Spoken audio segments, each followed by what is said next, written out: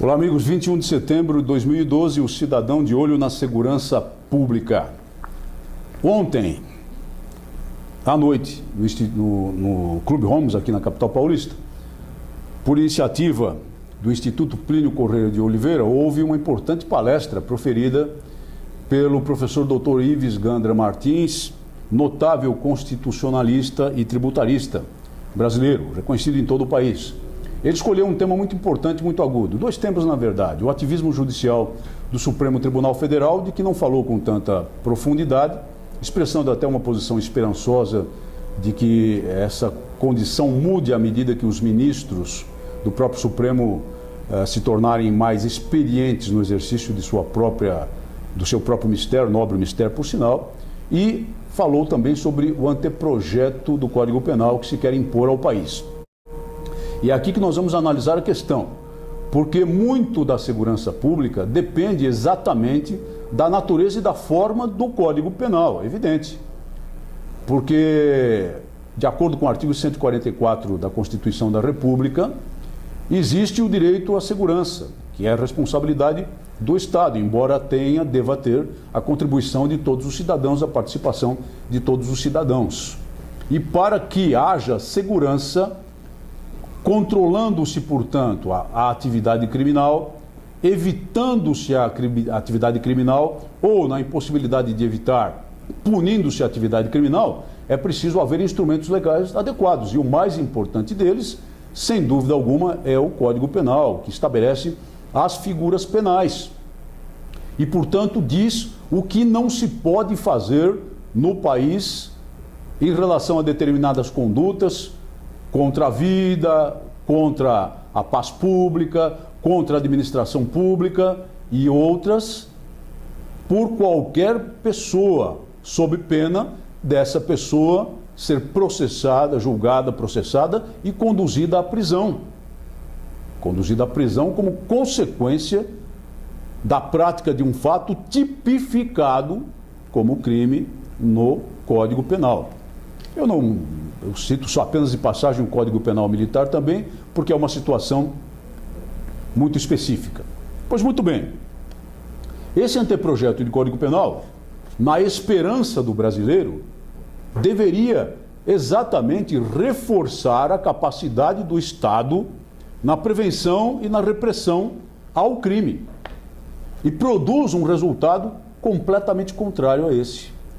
Afrouxa vários dispositivos legais importantes relacionados ao controle da criminalidade, não melhora as disposições penais a respeito de crimes graves, perdendo ou ameaçando perder uma oportunidade importante nesse sentido. Por exemplo, o estabelecimento de situações em que não haja benefícios da pena, embora isso dependa muito da lei de execução penal, e acaba por eliminar do universo penal figuras importantes que deveriam nele permanecer. Por outro lado, cria uma figura como a do terrorismo, que tem que ser criada mesmo porque é uma disposição constitucional, mas exclui do enquadramento, da tipificação como terrorismo, todos os fatos lá previstos: incêndio, sabotagem, destruição, dano, cárcere privado, por exemplo, explosão, quando sejam praticados em razão de motivação social. Isso é muito perigoso. Cria-se a figura do terrorismo, entre aspas, do bem, em contraposição do terrorismo do mal. Figura que pode até atingir os agentes públicos em sua atuação.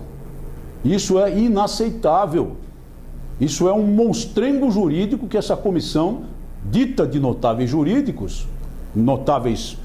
juristas, quer impor ao país.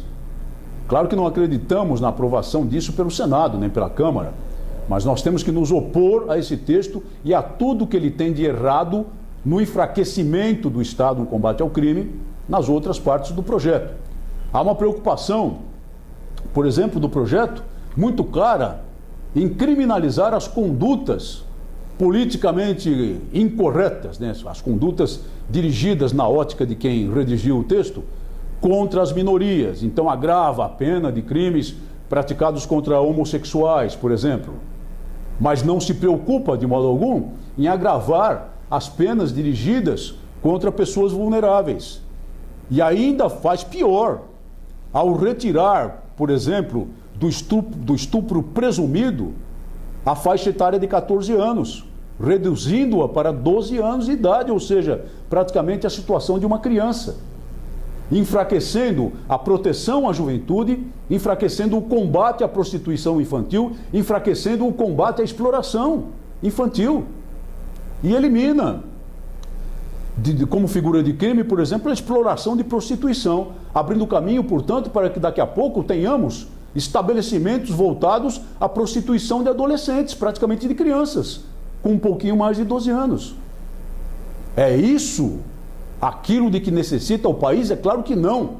O país precisa exatamente do contrário, de um Código Penal forte, de um Código Penal que não se contamine por equívocos de outros países, como que se vê, por exemplo, ainda no Reino Unido, na Inglaterra, em que grande parte da força policial, não mais a de Londres, de Birmingham, das grandes cidades, não, porque já é insustentável, mas permite que em pequenas comunidades a polícia seja completamente desarmada. E aqui vemos uma notícia dando conta de que duas jovens policiais, desarmadas, ao tentar prender um agressor armado, foram assassinadas, sem a mínima chance de defesa. E aqui, nesse conjunto de coisas, e adotando políticas desse tipo, vai se enfraquecendo cada vez mais a força policial. Vai se enfraquecendo cada vez mais a capacidade do Ministério Público de atuar contra o crime. Vai se enfraquecendo cada vez mais a atuação do Estado no controle da criminalidade. Nós não precisamos de um Código Penal desse. Nós precisamos de um Código Penal forte, que dê proteção à sociedade, que proteja as pessoas de bem, que proteja o trabalhador, que proteja o inocente, que dê vigor e energia ao policial no combate ao crime. Vamos repelir este monstrengo jurídico perpetrado por essa comissão de notáveis juristas. Vamos exigir que o Senado da República rejeite tudo isso. E se temos de ter um novo Código Penal, e temos, que comecemos tudo de novo, do zero, porque esse anteprojeto para nada presta, a não ser para lata de lixo. Muito obrigado por sua atenção e até o nosso próximo programa.